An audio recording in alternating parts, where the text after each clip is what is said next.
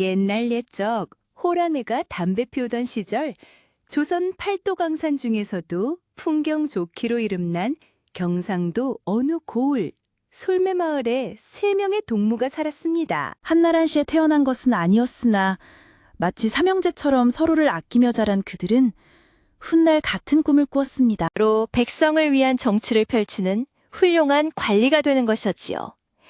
그들의 이름은 윤 씨, 최 씨, 그리고 한 씨였습니다. 맑은 눈빛의 윤 씨는 셋 중 가장 호탕했고 다부진 체격의 최 씨는 늘 자신감이 넘쳤으며 선한 인상의 한 씨는 과묵하지만 마음이 깊었습니다. 세월이 흘러 세 친구는 과거에 급제하여 마침내 조정에 출사하게 되었습니다. 처음에는 모두 푸른 뜻을 품고 백성을 위하는 마음으로 관직 생활을 시작했으나 달콤한 권력과 재물의 유혹은 생각보다 강렬했습니다. 윤정승과 최정승은 점차 초심을 잃고 더 많은 부와 명예를 탐하며 백성들의 고혈을 짜내어 자신들의 곳가나 채우는 탐관오리가 되어버렸습니다. 그들의 저택은 날로 화려해졌고 창고에는 금은보화가 산처럼 쌓여갔습니다. 그들의 얼굴에서는 젊은 시절의 총명함 대신 탐욕스러운 그늘이 짙어졌습니다. 반면 한정승은 달랐습니다. 그는 여전히 청렴결백함을 잃지 않았고 두 친구의 변해가는 모습을 볼 때마다 깊은 시름에 잠겼습니다. 그의 집은 정승의 체면을 겨우 유지할 정도의 소박한 살림이었고 그의 아내는 남편의 강직함을 존경하면서도 때로는 불안감을 느끼기도 했습니다. 바닷물은 번해도 다시 차오르지만 사람의 욕심은 그 끝을 알 수 없구나. 벗들이여, 어찌하여 그대들은 초심을 잊었는가? 하지만 그의 간언은 이미 부와 권세의 단맛에 취한 두 친구에게는 쇠귀의 경일기였습니다. 어느덧 세월은 덧없이 흘러 세 정승도 백발이 성성한 노인이 되었습니다. 윤정승과 최정승은 막대한 재산을 축적한 채 화려하게 은퇴하여 고향으로 돌아왔고 한정승 또한 벼슬을 내려놓고 조용히 낙향했습니다. 한정승 부부는 슬아에 자식이 없어 늘 적적하게 지냈습니다. 그런데 고향으로 돌아온 지 얼마 되지 않은 어느 늦가을 새벽 부인이 잠들어 있는 한 정승을 다급히 흔들어 깨웠습니다. 그녀의 얼굴에는 놀라움과 흥분이 뒤섞여 있었습니다. 여보, 아무래도 제가 간밤에 예사롭지 않을 꿈을 꾼 것 같아요. 흐흐, 부인, 우리가 이제 나이가 몇인데 이제 와서 무슨 대몽이라도 꾸었단 말이오? 아니에요, 여보. 이건 보통 꿈이 아니에요. 깊은 밤 창 밖에서 은은한 빛이 새어 들어오길래 내다보니 커다란 백룡 한 마리가 구름 사이를 유영하다가 순식간에 제품으로 뛰어들어 몸을 휘감는 꿈을 꾸었지 뭐예요? 그 용의 눈빛은 어찌나 형용하던지 아직도 심장이 두근거립니다. 부인의 생생한 이야기에 한정승은 처음에는 대수롭지 않게 여겼으나 부인의 간절한 눈빛에 혹시나 하는 마음이 들기도 했습니다. 그런데 놀랍게도 그로부터 얼마 지나지 않아 부인의 배가 정말로 불나오기 시작했습니다. 그리고 10달 후 부인은 배국같이 하얀 피부에 까맣고 깊은 눈동자를 가진 어여쁜 딸아이를 낳았습니다. 늦둥이로 얻은 귀한 딸이었습니다. 부부는 딸에게 아랑이라는 아명보다는 그저 귀한 아이, 오기야 금이야 키우는 딸아이로 불렀습니다. 용꿈을 꾸고 태어난 딸아이는 자라면서 여느 아이들과는 사뭇 다른 모습을 보였습니다. 말수가 극히 적었지만 한 번 입을 열면 그 말에는 깊은 지혜가 담겨 있었고 어린 나이에도 불구하고 세상을 통달한 듯한 성숙함을 풍겼습니다. 그 깊이를 알 수 없는 눈동자는 때로는 부모마저 섬찟하게 할 정도였습니다. 한정승 부부는 그런 딸아이를 불면 날아갈까 쥐면 터질까 애지중지하며 조심스럽게 대했습니다. 딸아이는 아름답게 자라났지만 그 아름다움 속에는 어딘지 모르게 인간 세상의 것이 아닌 듯한 신비로움이 감돌았습니다. 딸아이가 꽃다운 16살이 되던 해 깊은 가을 단풍이 온 산을 붉게 물들이던 어느 날 한정승은 청천벽력 같은 소식을 듣게 되었습니다. 오랜 벗이었던 윤정승이 갑작스럽게 세상을 떠났다는 부고였습니다. 평생의 친구를 잃은 슬픔에 한정승은 비통한 마음을 금할 수 없었습니다. 그는 예를 갖추어 문상을 가기 위해 검소하지만 단정한 도포를 차려입고 대문을 나서려 했습니다. 아버님, 초상집에 가시면 돌아가신 윤대감 어른의 시신은 화려한 은장막으로 가려져 있을 것입니다. 아무도 보지 않을 때 그 은장막을 살짝 걷어 그 안을 들여다보십시오. 아가, 그것이 무슨 말이냐? 고인의 마지막 가시는 길에 어찌 그런 무례한 행동을 할 수 있겠느냐? 모두 아버님을 위한 일이옵니다. 부디 제 말씀을 따르시옵소서. 한정승은 딸아이가 평소 허튼 소리를 하는 아이가 아니었기에 그 말 속에 무언가 깊은 뜻이 숨겨져 있으리라 짐작했습니다. 그래, 알겠다. 내 그리하도록 하마. 잠시 후 윤정승의 으리으리한 저택에 도착한 한정승은 딸아이의 말대로 빈소 한가운데에 눈부시게 화려한 은장막이 드리워져 있는 것을 보고 속으로 크게 놀랐습니다.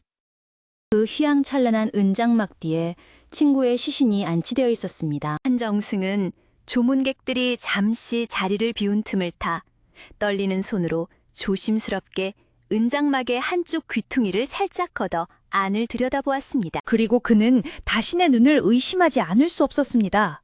방금 전까지 분명 친구의 시신이 누워 있어야 할 자리에는 거대한 몸집의 구렁이가 또아리를 틀고 있는 것이 아니겠습니까? 그 구렁이는 사람의 몸통보다도 굵었으며 비늘은 시퍼런 빛을 띠고 있었고 징그러운 혀를 날름거리고 있었습니다. 이게 무슨 해괴한 일이란 말이냐? 이에 질겁한 한정승은 비명조차 지르지 못하고 그 자리에 털썩 주저앉을 뻔했습니다. 그런데 그 순간 더욱 놀라운 일이 벌어졌습니다. 보료 위에 있던 구렁이가 꿈틀꿈틀 움직이기 시작하더니 열려있는 창문을 통해 스르르 기어나가는 것이었습니다. 정신을 차린 한정승은 허겁지겁 자리에서 일어나 구렁이의 뒤를 쫓기 시작했습니다. 도대체 무슨 일이 벌어지고 있는 것인지 끝까지 한번 따라가 보리라. 윤정승의 집을 나온 구렁이는 뒷산인 청룡산을 향해 쏜살같이 달아났습니다. 한정승은 숨이 턱까지 차오르는 것을 느끼며 구렁이의 뒤를 따라 헐레벌떡 산으로 뛰어 올라갔습니다. 구렁이는 험한 산길을 아랑곳하지 않고 깊숙한 곳으로 나아갔고 한참을 뒤쫓던 한정승은 마침내 구렁이가 산 중턱의 거대한 바위 앞에서 멈춰 서는 것을 보았습니다. 그 바위에는 기이하게도 사람 주먹만한 크기의 구멍 3개가 나란히 뚫려 있었습니다. 마치 삼형제처럼 보인다고 하여 사람들은 그 바위를 삼형제 바위라 불렀습니다. 구렁이는 문득 그중 첫 번째 구멍에 머리를 들이밀었습니다. 그러고는 그 구멍 속으로 들어가려는 듯 필사적으로 몸을 비틀어댔지만 몸뚱이가 너무 굵어 도저히 구멍 속으로 들어갈 수가 없었습니다. 그럼에도 불구하고 구렁이는 포기하지 않고 억지로 온몸을 비비며 안간힘을 썼습니다. 그 처절한 몸부림에 인해 구렁이의 온몸에서는 피가 흘러내렸고 껍질이 벗겨져 나갔습니다. 결국 구렁이는 첫 번째 구멍에 머리가 반쯤 박힌 끔찍한 모습으로 숨을 거두고 말았습니다. 그 처참한 광경을 모두 지켜본 한정승은 아연실색하여 한동안 그 자리에서 꼼짝도 할 수 없었습니다. 온몸에 피가 싸늘하게 식는 듯했습니다. 넋이 나간 채 집으로 돌아온 한정승은 곧장 딸아이를 불렀습니다. 그리고 윤정승의 집과 청룡산 삼형제 바위에서 보았던 기괴한 일들을 모두 떨리는 목소리로 이야기했습니다. 그러자 딸아이는 마치 그 모든 것을 이미 알고 있었다는 듯 담담하게 고개를 끄덕이는 것이었습니다.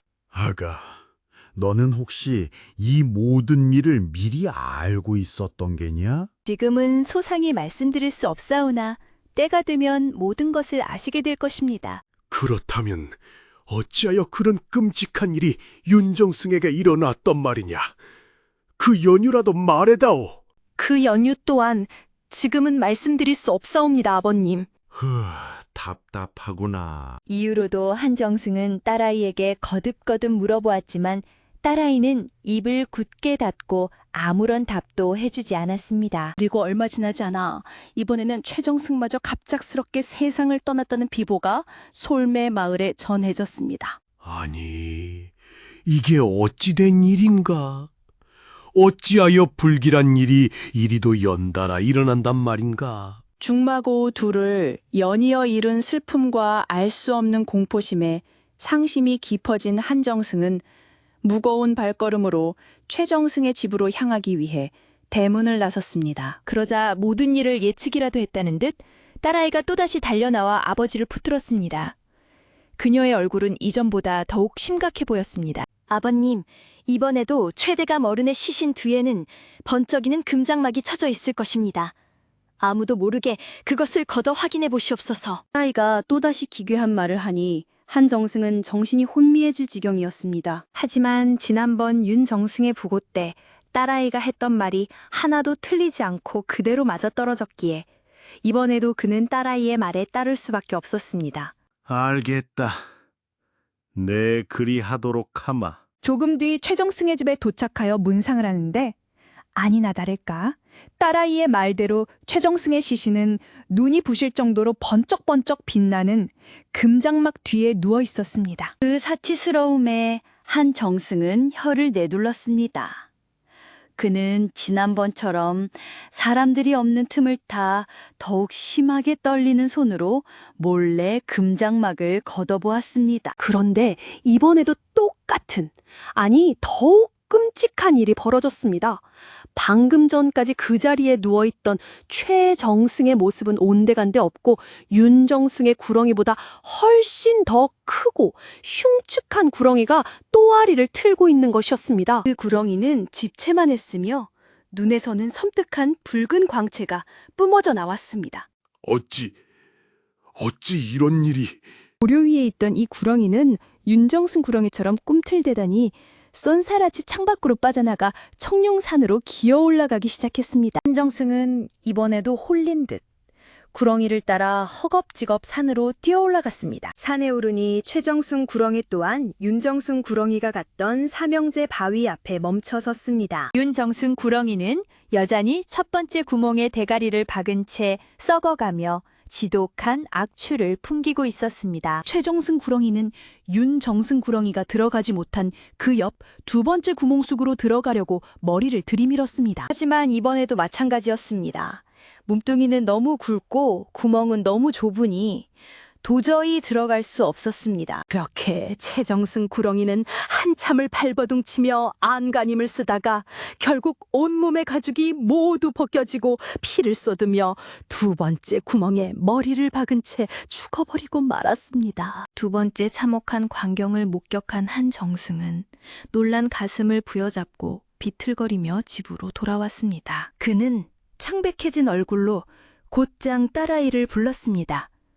그의 목소리는 절박함으로 가득 차 있었습니다. 아가, 이제는 말해 주어야겠다.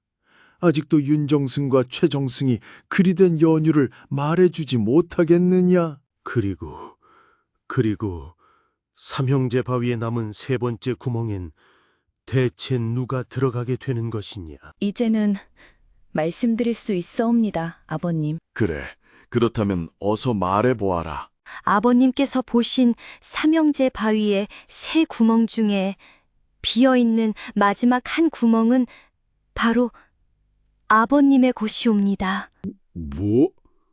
뭐라? 한정승은 너무나 큰 충격에 숨이 멎는 듯 했습니다. 온몸에 힘이 빠져나가며 그 자리에 풀썩 주저앉을 뻔했습니다. 윤대감 어른과 최대감 어른은 살아생전 백성들의 고혈을 쥐어짜 부당하게 재물을 착복하고 그릇된 권력을 휘두른 죄로 인해 그러한 끔찍한 벌을 받게 된 것이옵니다. 또한 죽는 순간까지도 은과 금으로 도배한 화려한 휘장을 만들어 사치를 부렸으니 하늘로부터 더욱 큰 벌을 받은 것이지요. 구렁이의 몸으로는 그 좁은 구멍을 통과할 수 없었던 것은 그들이 생전에 쌓아올린 탐욕의 업보가 너무나 무거웠기 때문입니다. 딸아이는 잠시 말을 멈추었다가 비통한 표정으로 한정승을 바라보며 말했습니다. 그리고 아버님께서도 그분들과 같은 길에 걸으실 운명이었습니다. 비록 아버님께서는 직접적으로 악행을 저지르지는 않으셨으나 두 분의 그릇된 행동을 뻔히 아시면서도 강하게 말리거나 바로잡으려 하지 않으셨으니 불의를 보고도 침묵하는 것 또한 죄의 무게를 더하는 법이옵니다. 그리하여 하늘은 아버님께도 같은 벌을 내리려 하셨습니다. 딸아이의 말을 들은 한정승은 아연실색하여 떨리는 목소리로 물었습니다. 그럼 내가 어찌해야 그 끔찍한 운명을 피할 수 있단 말이냐? 아가, 부디 길을 알려다오. 지금까지 아버님께서 모으신 재물을 한 점도 남김없이 모두 가난한 백성들에게 나누어 주시고 이 집과 모든 세간을 버리고 아무것도 가지지 않은 채 저를 따라 나서야 옵니다. 그것만이 아버님께서 살 수 있는 유일한 길이옵니다. 딸아이의 말에 한정승은 기가 막혔습니다. 나는 죽은 두 친구들처럼 악한 방법으로 재물을 모으지 않았다. 내가 가진 것은 모든 나라에서 받은 녹봉과 검소하게 생활하며 조금씩 모은 것뿐인데 어찌 그것들을 모두 포기하란 말이냐? 내 평생을 바쳐 이룬 것들인데. 그렇듯 한정승이 망설이며 괴로워하자 딸아이의 표정이 순간 차갑게 굳어지며 단호하게 말했습니다. 아버님, 재물을 지키시겠습니까? 아니면 목숨을 지키시겠습니까? 선택은 아버님의 몫이옵니다. 그 서늘한 한마디에 마침내 말문이 막혀버린 한정승은 깊은 한숨과 함께 고개를 떨구었습니다. 그의 눈가에는 회한의 눈물이 흘러내렸습니다. 그래, 네 말이 옳구나. 재물이 중한들 어찌 목숨보다 중하겠느냐. 내 모든 것을 버리겠다. 이후 한정승은 부인을 불러 자초지종을 설명하고 집안의 모든 살림을 정리하게 했습니다. 평생 동안 검소하게 모았던 얼마 되지 않은 재산마저도 모두 마을의 가난한 사람들에게 아낌없이 나누어 주었습니다. 그리고 다음 날 새벽 한정승 부부는 그야말로 몸뚱이 하나만 달랑 챙겨 딸아이를 따라 정든 집을 나섰습니다. 그들의 발걸음은 무거웠지만 한편으로는 알 수 없는 해방감이 느껴지기도 했습니다. 딸을 따라 한참을 가다 보니 큰 강이 하나 나타났습니다. 용천강이라 불리는 강이었습니다. 주변에는 인가 하나 없었고 강을 건널 나룻배 한 척도 보이지 않았습니다. 어찌에 하나 막막해하고 있는데 문득 딸아이가 아무렇지도 않게 강물에 발을 디디는 것이었습니다. 그러자 그때 갑자기 강물이 양쪽으로 갈라지며 마른 땅처럼 좁은 길이 생겨났습니다. 모세의 기적과도 같은 광경에 한정승 부부는 입을 다물지 못했습니다. 딸아이는 당연하다는 듯 그 길로 들어섰고 한정승 부부는 놀란 마음을 애써 진정시키며 부인과 함께 딸의 뒤를 따랐습니다. 세 사람은 점점 어두워져만 가는 강바닥길을 하염없이 걸어갔습니다. 물비린내가 코를 찔렀고 기이한 정적이 감돌았습니다. 그러다 얼마나 갔을까요? 한정승의 귀에 갑자기 부인의 절박한 비명소리가 들렸습니다. 으악! 여보! 살려주세요! 한정승이 황급히 돌아보니 부인이 있는 곳에만 갑자기 강물이 차오르기 시작하여 어느새 허리까지 잠겨 있었습니다. 부인은 물에 빠져 허우적대며 공포에 질려 강물을 꿀꺽꿀꺽 삼키고 있었습니다. 어머님, 살고 싶으시다면 지금 몸에 지니고 계신 것을 모두 강물에 던져버리십시오. 단 하나도 남김없이요. 그러자 놀란 부인은 허둥지둥 저고리 속 깊숙이 숨겨두었던 무언가를 꺼내 강물 속에 던지기 시작했습니다. 그것은 다름 아닌 감나가는 보석으로 만든 비녀와 가락지, 놀이개 등 속의 폐물들이었습니다. 부인이 딸아이의 말을 듣지 않고 혹시나 하는 마음에 몰래 숨겨왔던 마지막 남은 재산이었던 것입니다. 부인이 서둘러 그것들을 모두 던지자 신기하게도 그제야 차오르던 강물이 거짓말처럼 물러나며 다시 길이 생겼습니다. 아휴, 죽다 살아났네. 여보. 부인은 온몸을 사시나무 떨듯 떨며 남편의 품에 안겨 울음을 터뜨렸습니다. 그렇게 가까스로 부인이 목숨을 건지자 한정승 부부는 더는 딸아이에 대해 한치의 의심도 품지 않고 묵묵히 딸을 따라 길을 재촉했습니다. 그러자 얼마 후 세 사람 앞에는 이제껏 본 적 없는 기이하고도 아름다운 광경이 펼쳐졌습니다. 깊고 푸른 물 속에 진주와 자개, 산호와 수정이로 화려하게 장식된 거대한 궁궐이 신기루처럼 나타난 것이었습니다. 그 궁궐은 인간 세상의 어떤 궁궐보다도 웅장하고 신비로웠습니다. 용, 왕, 국. 예, 아버님. 저희는 지금 용왕국에 도착한 것이옵니다. 그런데 그때 궁궐의 거대한 문이 스르르 열리더니 위험 있는 풍채에 용왕이 직접 그들을 맞이하러 나왔습니다. 용왕은 인간의 모습을 하고 있었으나 그의 눈빛과 기품은 평범한 인간의 것이 아니었습니다. 먼 길 오시느라 고생들이 많으셨소. 내 딸아, 네가 참으로 고생이 많았구나. 아닙니다, 아바마마. 마땅히 제가 해야 할 일을 했을 뿐입니다. 아바마마? 한정승 부부는 딸아이와 용왕의 대화에 어안이 벙벙해졌습니다. 그제야 모든 비밀이 밝혀졌습니다.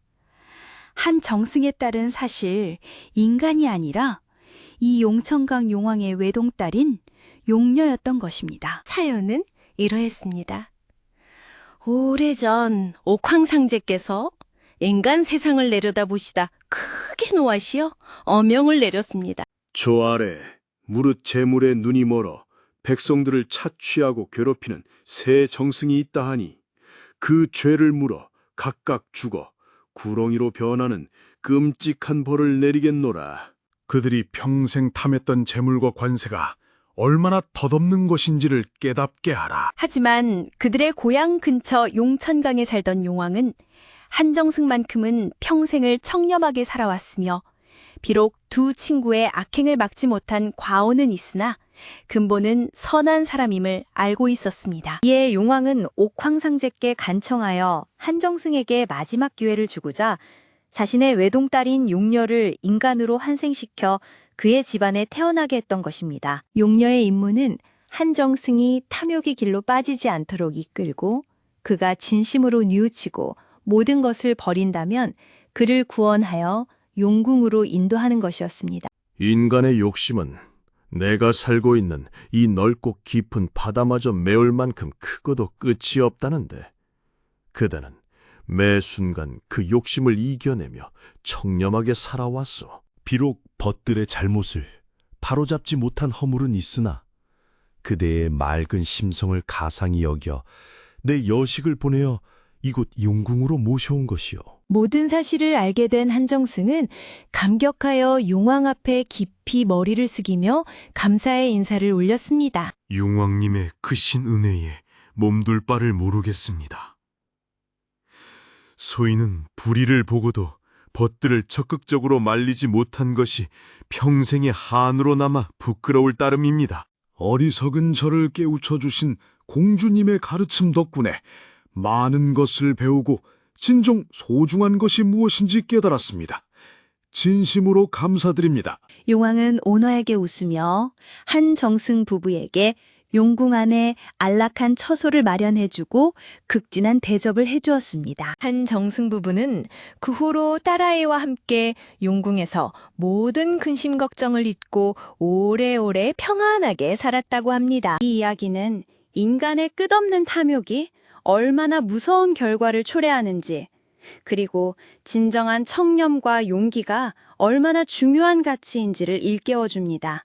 옛말에 인생은 공술의 공수거라 하였습니다.